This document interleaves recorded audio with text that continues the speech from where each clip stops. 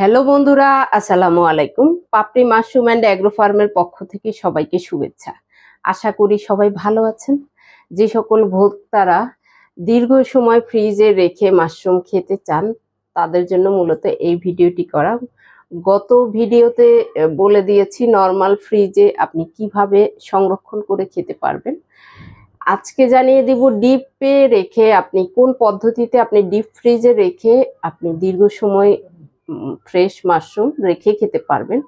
এতে স্বাদ অথবা গুণাগুণের কোনো ঘাটতি হবে না।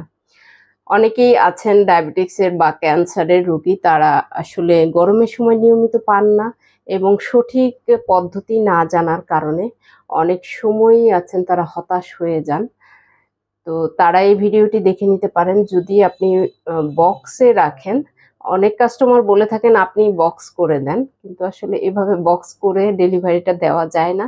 আপনি যে কোনো প্লাস্টিকের বক্স হোক, ঢাকনা সহ, অবশ্যই ঢাকনা সহ যে বাটিগুলো ভালো মানের বাটিগুলো, এটাতে আপনি ডিপে বক্স করে রেখে 15 দিন অনায়াসে খেতে পারবেন। আর যদি আপনি 2 মাস পর্যন্ত রেখে খেতে চান, সেক্ষেত্রে লবণ পানিতে পানিটা ফুটিয়ে মাশরুমটা ছেড়ে একটা ভাপ দিয়ে পানিটা ফেলে চিপড়ে বক্সে রাখলে আপনি 2 মাস পর্যন্ত খেতে পারবেন। পানিটা ফুটানো, লবণ গরম পানি ফুটিয়ে মাশরুম ছেড়ে একটা ভাপ দিয়ে, মানে একটা ফুটানো বলে যেটাকে, খুব বেশিক্ষণ রাখার প্রয়োজন হয় না, একটা ফুটানো যেটাকে বলে। একবার মানে বলক নিয়ে পানিটা ফেলে দিয়ে চিপড়ে বক্সে রেখে আপনি 2 মাস পর্যন্ত রেখে খেতে পারবেন। অনায়াসে আপনি আপনার দুশ্চিন্তা মুক্তভাবে আপনি মাশরুম খেতে পারবেন, কিন্তু সঠিক পদ্ধতি না জানার কারণে অনেকেই হতাশাগ্রস্ত হয়ে থাকেন। আশা করি এই ভিডিওটা দেখে আপনি আপনার এই হতাশা থেকে বের হয়ে আসতে পারবেন। কারণ মাশরুম যারা রোগের জন্য খাচ্ছেন, বিভিন্ন শারীরিক অসুবিধার জন্য খাচ্ছেন, তারাই এটা বুঝেন যে বাজারে না পেলে কতটা অসহায় লাগে।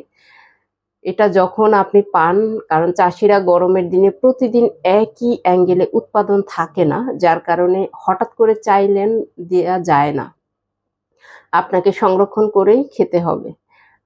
আর যদি আপনি শুকনা খান, সেক্ষেত্রে শুকনাটা আপনি, আমাদের কাছে শুকনাটা পাওয়া যায় না, কিন্তু অনলাইন বা বিভিন্ন শপে আপনি শুকনাটা পাবেন। শুকনাটা গরম পানিতে জাস্ট আপনি 10 মিনিট ভিজিয়ে রাখলেই আপনি সেটা খেতে পারবেন, অথবা পাউডার পাবেন, পাউডারও আপনি কিনে খেতে পারবেন। কিন্তু যারা ফ্রেশ খেয়ে অভ্যস্ত তারা এই পদ্ধতিটা জেনে রাখুন। আশা করি আর কোনো সমস্যা পড়বেন না। যেহেতু যাদের প্রতিদিন খাদ্য তালিকাতে রাখতেই হচ্ছে, তাদের জন্য এই ভিডিওটি অনেক গুরুত্বপূর্ণ।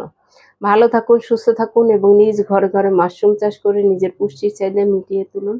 এবং আপনার প্রতিবেশী যারা আছেন, যারা এখনো মাশরুম খেতে অত বেশি আগ্রহী না, তাদেরকেও জানানোর দায়িত্ব আপনাদের। ভালো থাকুন, সুস্থ থাকুন। আল্লাহ।